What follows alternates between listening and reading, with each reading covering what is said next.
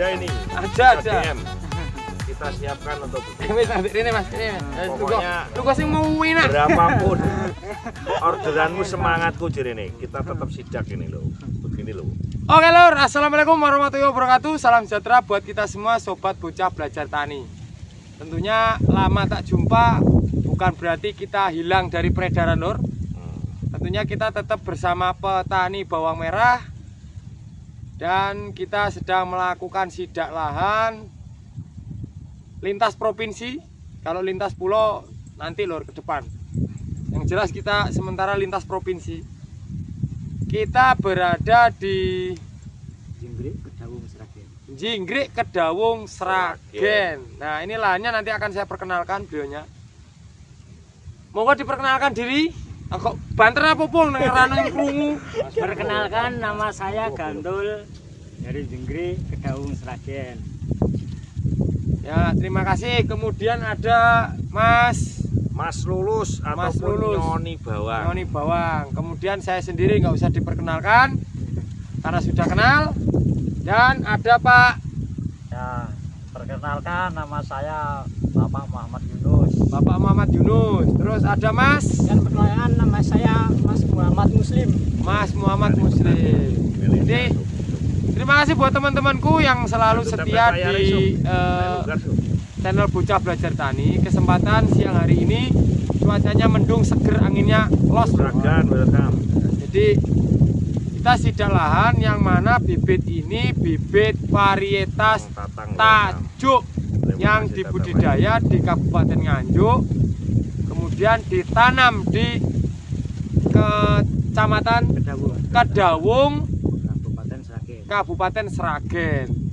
Dan kita setelah sidak-sidak lahan ini lor, dari segi pertumbuhan di usia berapa Mas? 14 hari. 14 hari ini saya rasa masih ada kelemahan loh, dan ada kekurangan yang perlu diperbaiki. Jadi tentunya kita kesini tidak membahas dari sisi kelebihannya saja, tapi kekurangannya juga kita harus pecahkan loh. Yang pertama itu dari segi pertumbuhan. Pertumbuhannya sudah bagus, tapi masih ada cenderung sedikit lemas.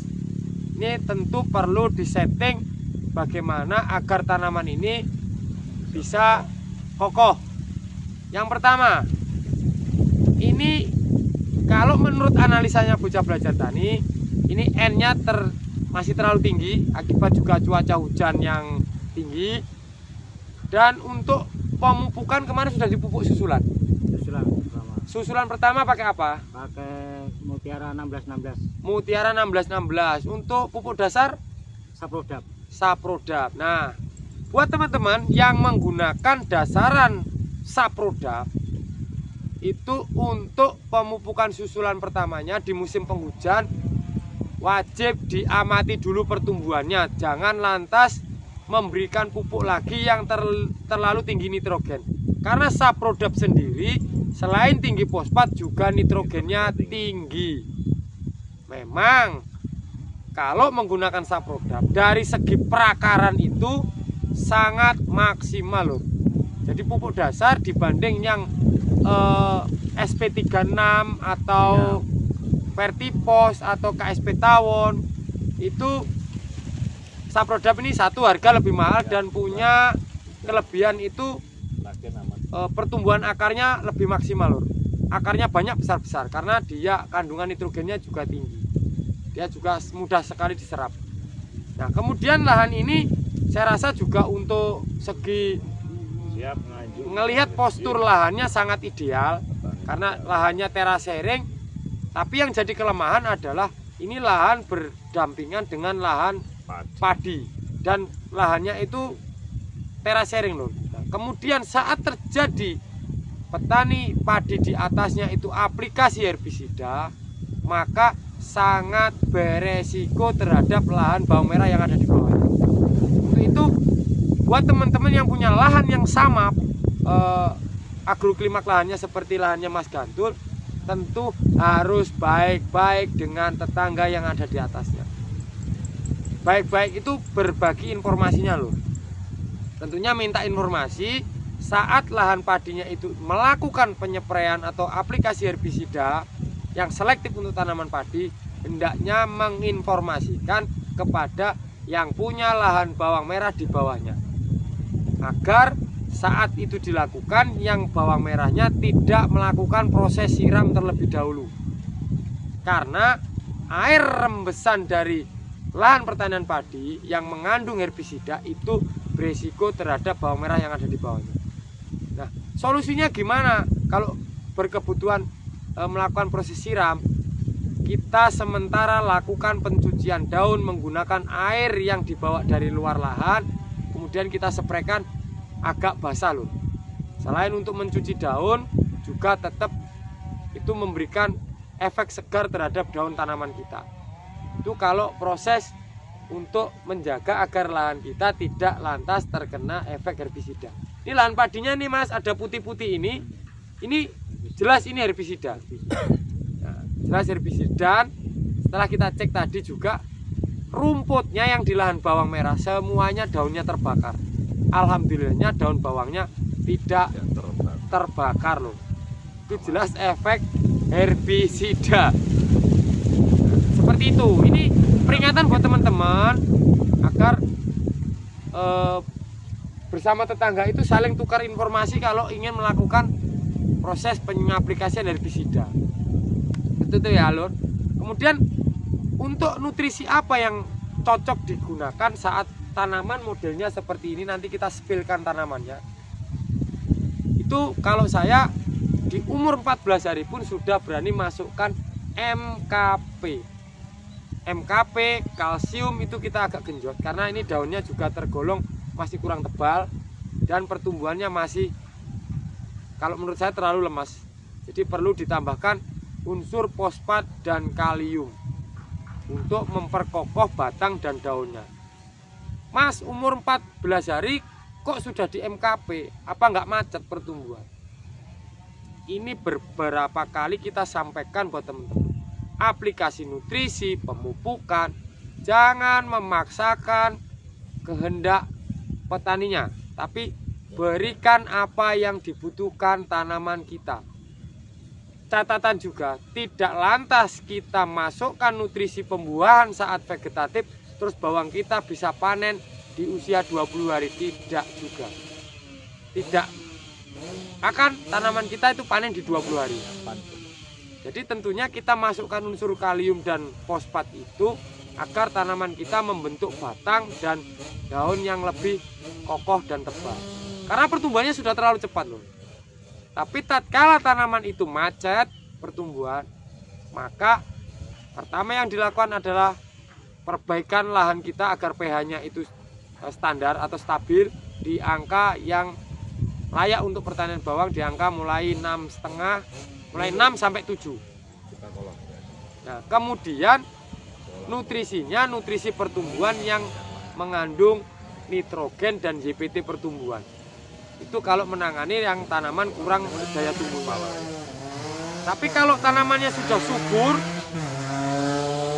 maka kita bisa masukkan unsur atau nutrisi pembuahan untuk menunjang dari kebutuhan tanaman kita agar kaku loh, seperti itu. Nah, ini ada juga Mas Lulus. Jadi Mas Lulus ini yang punya nyoni bawang. Yang dijual varietas apa Mas? Tajuk. Tajuk. Varietasnya Tajuk Bausi. Super Philip. Super Philip. Itu sudah ada hak patennya semua itu? Sudah. Sudah. Izin gabung Bos Petani Pemula, siap, monggo. Jadi kita sedang live di TikTok juga loh. Sampean yo pinter numpang tenar mau piye. Oh, lagi. Wongnya melu live. Siap. Tanya jawab boleh, Bolo. Mau tanya jawab boleh. Rudin dari mana ini, Bolo? Salam dari petani. Untuk Mas Gantul sendiri, dari segi pertumbuhan tanaman saat ini ada yang perlu ditanyakan mungkin? Ya, ini yang saya tanyakan biar kaku. Untuk mengatasi. Biar kaku. Lemas. Nanti kalau biar kaku, selain kita masukkan unsur P dan K, tinggikan kalsium dan silika. Silika itu bisa didapatkan dari produk-produk nutrisi yang mengandung silika tinggi. Contohnya ada kalsium yang sudah mengandung silika juga ada. Terus kemudian dari Susi Silika. Susi Silika itu produk loh, nama produk. Ini sebenarnya bukan endorse ya, tapi untuk memudahkan saja untuk petani. Susi Silika itu ada yang 32% silikanya, ada yang 90% silika. Daerah mana lur? Itu ada. Nanti kalau enggak ada di toko pertaniannya bisa online, atau kalau ada produk-produk merek yang lain boleh.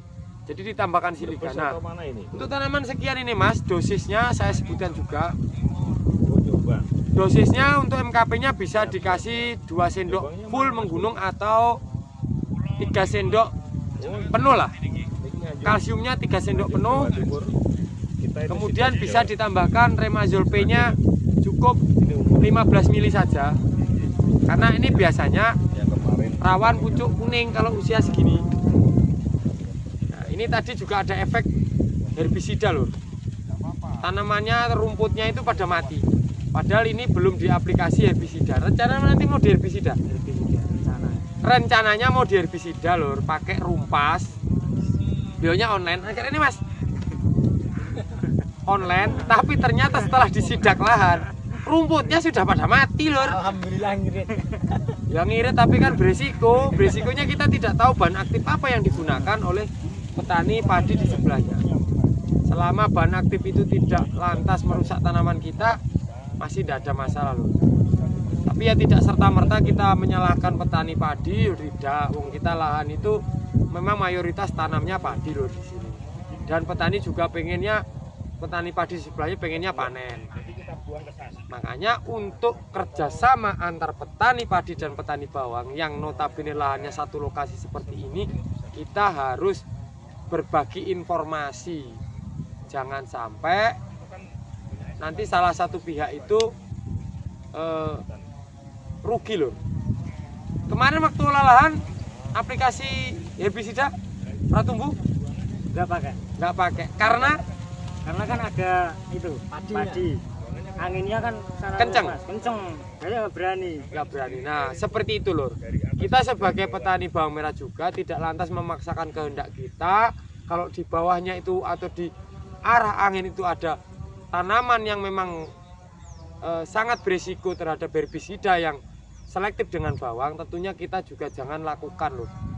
Mending kita ngalah, kita prosesnya menggunakan herbisida selektif. Seperti hanya rumpas itu kan juga selektif untuk tanaman padi loh. Tanaman padi juga tidak mati, masih aman kalau rumpas.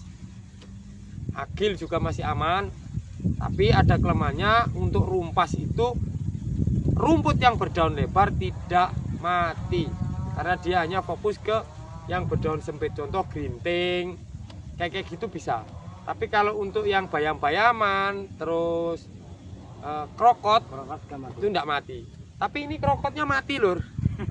Yang empuk-empuk daunnya itu mati semua lur di sini. Kemungkinan efek herbisida yang dari tanaman padi. Grintingnya tidak mati Mas. Berarti dia itu memang herbisidanya kemarin itu yang rumput-rumput berair. Seperti itu. Baik teman-teman, nanti kita sambil simak tanamannya kondisinya seperti apa. Dan informasi ini bibit varietas tajuk yang musim panennya Labuan 3 Nganjuk.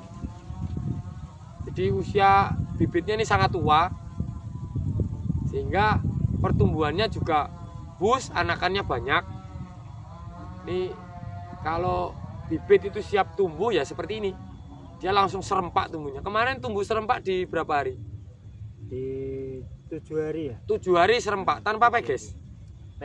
Dipeges sedikit kasih jalan. Padahal pesennya dari tim sudah tidak usah dipeges, dilempar saja nanti tumbuh. Tapi ternyata sama petani masih dipeges, tidak ada masalah karena hanya dikasih jalan.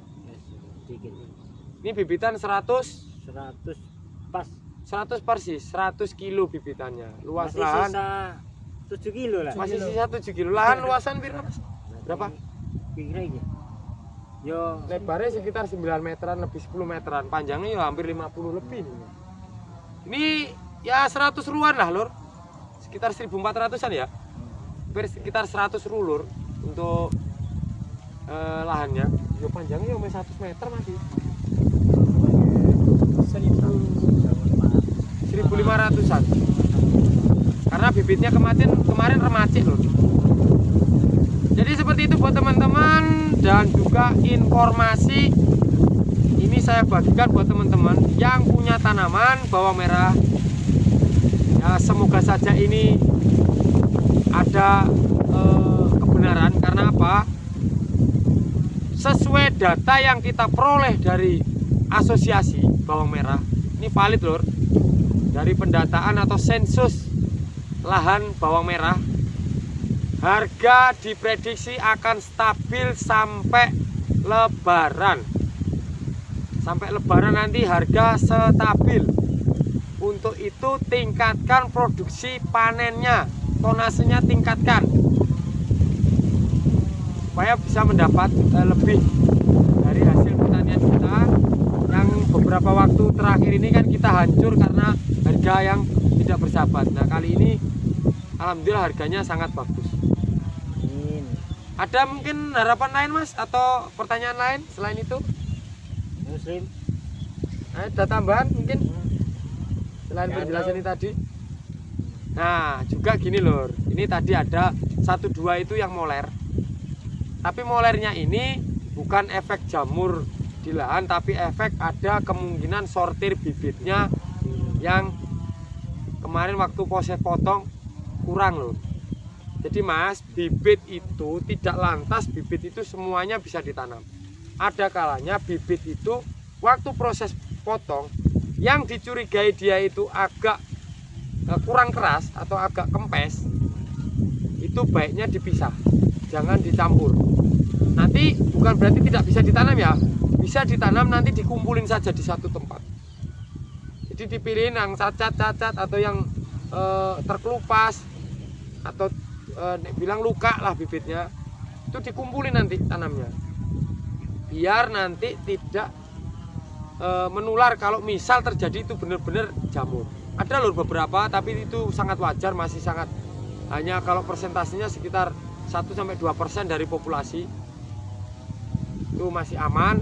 Dan juga ini kalau melihat situasi cuaca di sini, saya rasa aman ini loh. Anginnya sangat kenceng loh di sini. Sepoi-sepoi ini di lereng Gunung Lawu. Ini Gunung Lawu sisi utara atau sisi selatan ya? Utara. Sisi utara Gunung Lawu. Oh, utara Gunung Lawu. Sisi utara Gunung Lawu. Baik, seperti itu dulur-dulur. Salam sehat selalu dari saya, Bocah Belajar Tani, juga dari dulur-dulur petani Sragen, Kecamatan Kedawung, desanya Jenggrik. Bukan Jenggirik ya lur, Jenggrik. Semoga sehat selalu, dan saya ucapkan semoga sukses selalu juga buat teman-teman semua. Saya akhiri, wabillahi taufiq wal hidayah waridwan inayah. Wassalamualaikum warahmatullahi wabarakatuh. Sukses, sukses, sukses. Moto petani, ora obah ora mamah, sabar telaten, insya Allah panen melimpah. Gas.